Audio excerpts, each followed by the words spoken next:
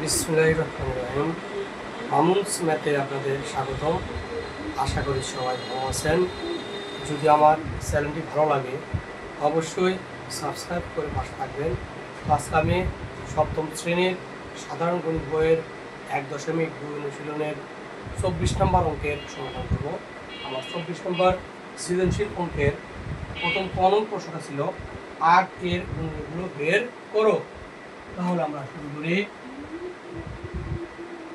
8 এর গুণনীয় করে পাই। 8 এর গুণনীয় নির্ণয় করে পাই। অতএব 8 সমান 1 গুণ 8। মানে 8কে ভেঙে আমরা কোন কোন সংখ্যা পাই অথবা কোন কোন সংখ্যা দ্বারা গুণ করলে আমরা 8 পাবো সেই সংখ্যাগুলো হচ্ছে গুণনীয়। 2 গুণ 4। আর কোন সংখ্যা দ্বারা গুণ করে 8 পাওয়া যাবে না। অতএব নির্ণয় গুণনীয় গুলো হলো সমান 1, 2, 4, 8। উত্তর 1, 2, 4, 8। এখন আমরা খ নং প্রশ্নের সমাধান করব।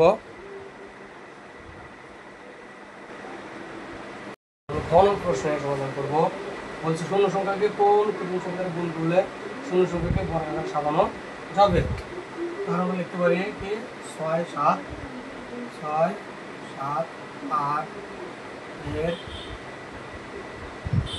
লসাগু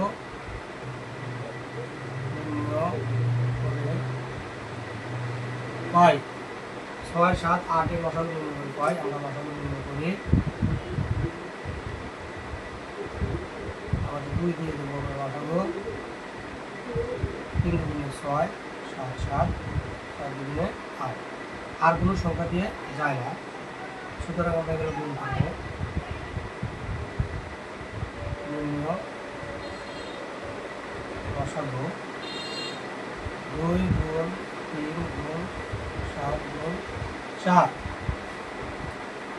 তাহলে আমরা একটু হিসাব করে দেখি, আমরা হিসাব করে কত পাই। আমরা লসাগু পেলাম 168। এখন 168কে মৌলিক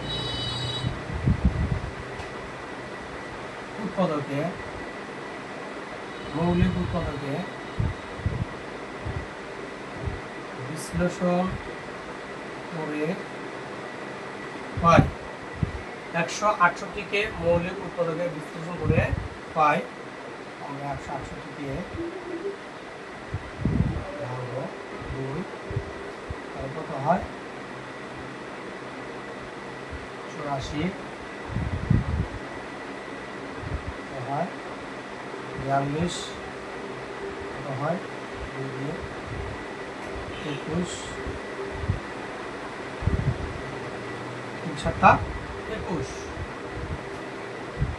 অতএব 2 গুণ 2 গুণ 2 গুণ 3 গুণ 7।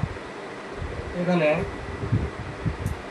3, 2, 3, 7 তিনটি কি জোড়াবিহীন। তাহলে আমরা লিখতে পারি এখানে 2, 3 ও 7 জোড়া।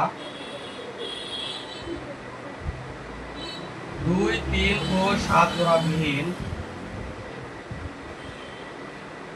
অতএব 2, 3 ও 7 দ্বারা গুণ করলে কি বলছে যে শূন্য সংখ্যাকে কোন পূর্ণ সংখ্যা দ্বারা গুণ করলে শূন্য সংখ্যাকে বর্গে সাজানো হবে?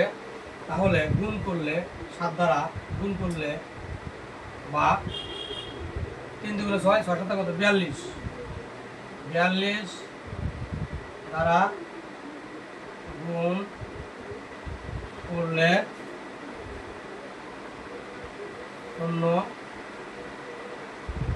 দলকে